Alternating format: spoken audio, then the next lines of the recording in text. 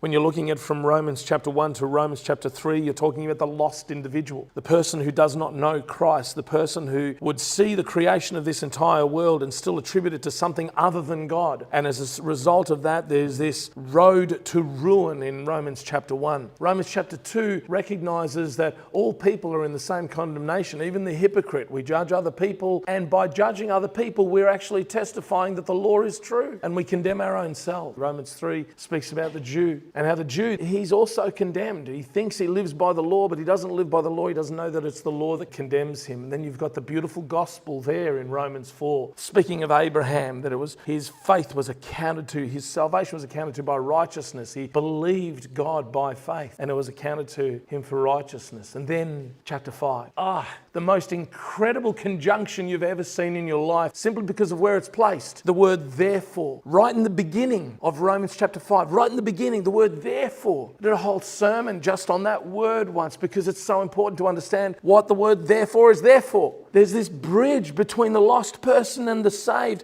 Therefore, being justified by faith, we have peace with God. Therefore, you've been lost before that. And now, therefore, right there at that point, you've got that incredible bridge. I'm now saved, justified by faith. It's just such a beautiful, beautiful passage. We get into law school with Romans chapter 6 and the struggle with the flesh in Romans chapter 7, and the highest point in all the Bible with Romans chapter 8. There is therefore now no condemnation to them which are in Christ Jesus, who walk not after the flesh but after the Spirit. It's not a prescription, it's a description. It's not saying if you continue to walk after the Spirit then you're saved. No. The passage is a description. These are the individuals who walk not after the flesh but after the Spirit. That's our natural tendency, and it goes that way. In Romans chapter 9, speaking about the sovereignty of God and the free will of man, both of those coming together. Romans 10 and 11 speaking about the nature of the Jews and that God is not finished with Israel. Romans chapter 12 right through to 16 about how we should live. You know what? If all you had was the book of Romans, if that's all you had and you took the words of the book of Romans seriously, you would literally have almost everything that you needed if that was the only book of the Bible that you had. But God has a wonderful plan all the way through this, and there's so much more with the book that changes our hearts and changes our lives. But for a mental understanding, for